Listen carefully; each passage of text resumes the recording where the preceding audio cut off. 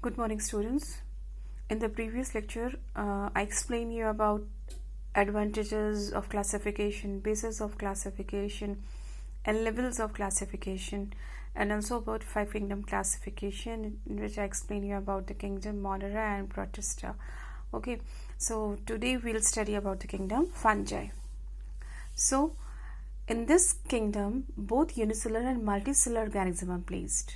Unicellular explain you and multicellular explain you. You know the difference between the unicellular and multicellular very well. Explain you in the previous lecture.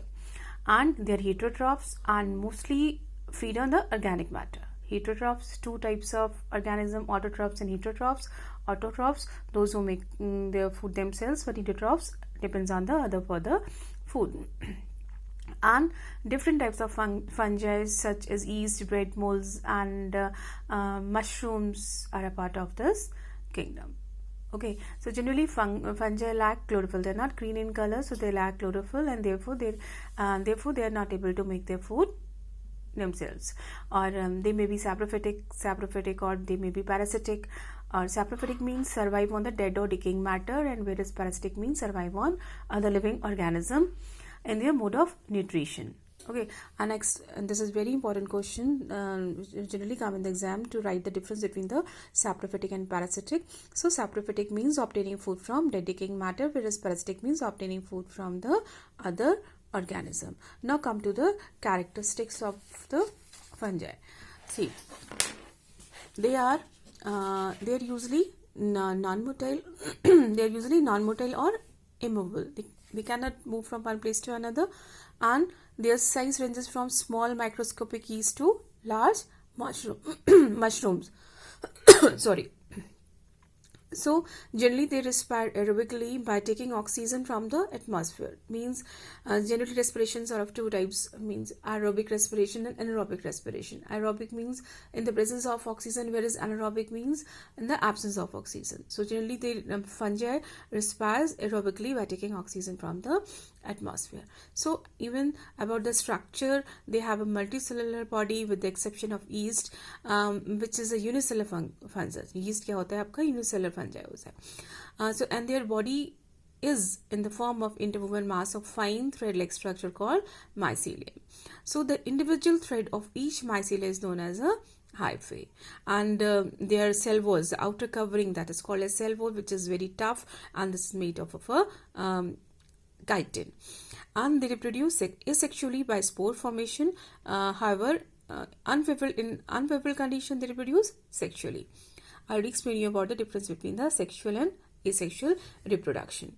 So now come to the examples of kingdom fungi.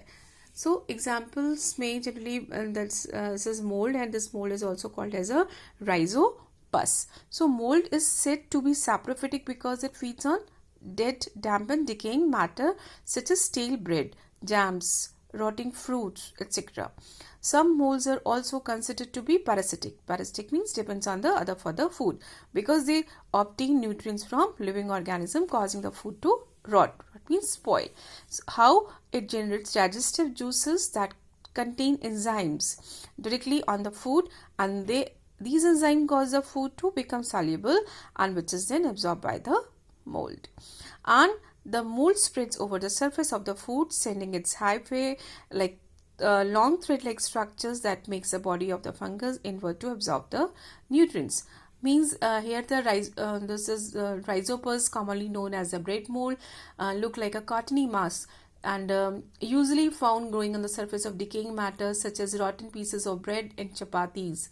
And the cottony mass is made of a thread-like filament called hyphae, and together these hyphae are known as a mycelium. So this is a structure, here the structure to explain.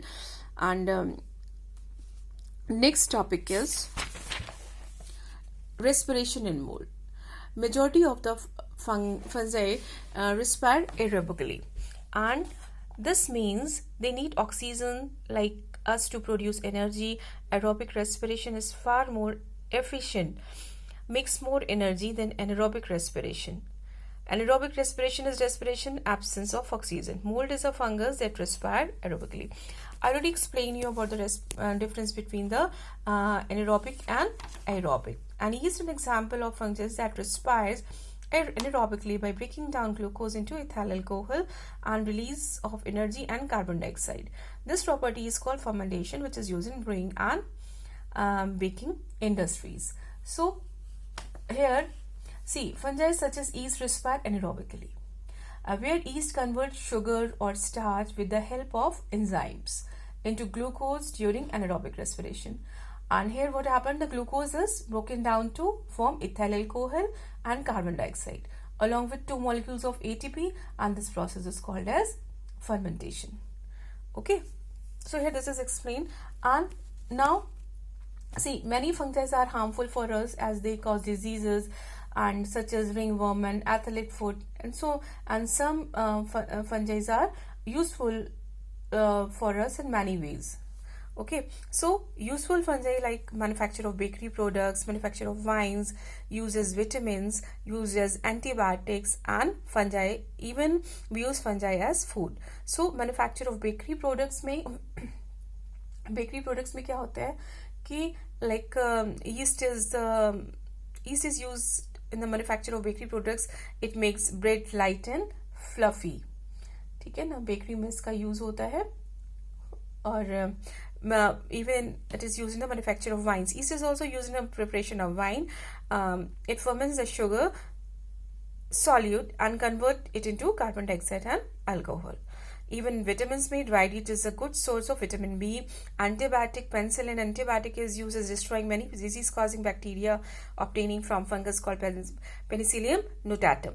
And even fungi as food, some kinds of mushrooms are eat as food. So here what is explained here, see, yeast is commercially used in manufacture alcoholic beverages. Okay, and it is also used in bakeries for making bread as it helps to raise the dough through the process of fermentation. Okay, not all but some varieties of mushrooms are edible, and they are highly nutritious and are used in many dishes across the world. And next is like fungi such as penicillium are used to manufacture antibiotics, and that are used in the treatment of several bacterial diseases. Okay, so next come to the next topic is harmful fungi. See, harmful fungi diseases. Some fungi can infect human and cause diseases. Athlete foot and thrush are common fungal infection and tend to be minor and easily curable. Fungal infection cause more serious problems in AIDS patient. In plants, they cause diseases like the late blight of potato and tomato. Even food spoilage may be karta, like fruits, vegetables, meat, dairy products, bread, etc. spoiled by certain fungi, especially mold. And poisonous fungi. Some mushrooms and toadstools are poisonous and cause death if eaten. Therefore, we should not eat wild mushrooms growing everywhere. So many fungi are harmful for us as they cause diseases such as ringworm, athlete's foot in human beings. So fungi are also cause diseases in plants and animals. So they also cause spoilage of food items and grown items made of leather during the rainy season, or if the items are kept at a moist place. So, however, there are many fungi that are useful for us in many ways, whereas some are harmful for us also. Okay, so this is all for today. Thank you.